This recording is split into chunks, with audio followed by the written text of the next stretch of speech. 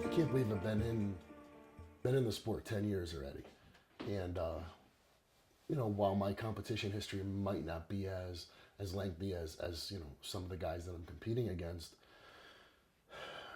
this is a process that I'm pretty familiar with, and it's funny when I'll talk to people, and they'll say, how many calories are you eating a day? How many grams of protein are you ingesting a day?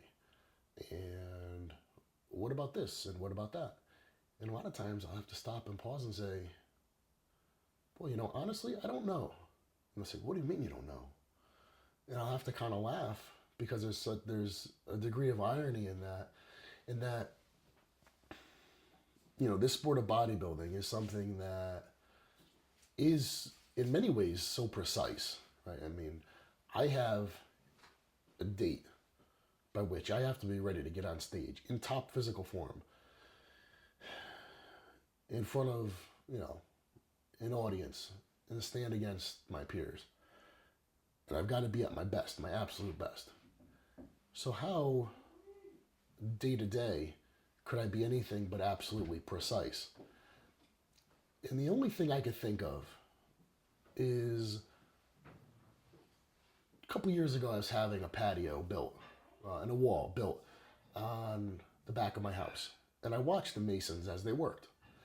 And I realized that, they probably have a certain base formula that they follow. They conduct every job. Probably there's certain similarities in every job that they do. That being said, if you watch a mason build a wall, he's got a pile of rocks in front of him. And he can't just pick up, the rocks aren't square. They're all different shapes and sizes. And they're not going to just fit in anywhere. So he has to pick one up. Maybe it doesn't fit. He's got to throw it aside. And he has to kind of work as he goes. He has to kind of feel the situation as he goes.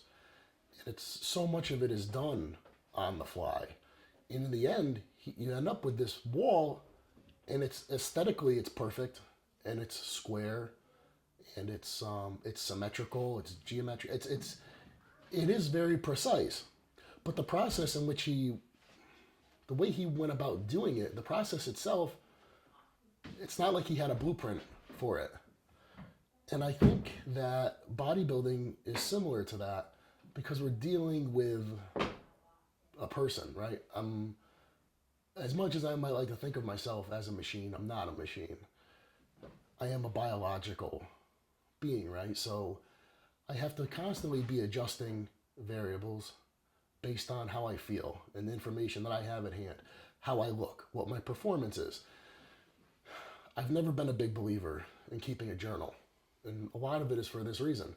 And I've talked to many people over the years, and they said, well, I'm doing exactly what I was doing last year at this time, and last year at this time I looked awesome, and I just don't look the same, and I'm not getting the same result. And the answer is, well, yeah, because you're not the same person as you were last year. There's so many things that are different. You can't account for all that. I think part of being a good bodybuilder is the same as being good at anything else.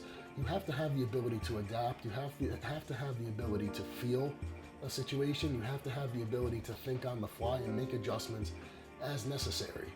And it's tough to teach a person that. And for me, at this point, it's kind of just it's almost like an autopilot. I just do it. I don't want to say instinctively, but I don't do it with a whole lot of thought.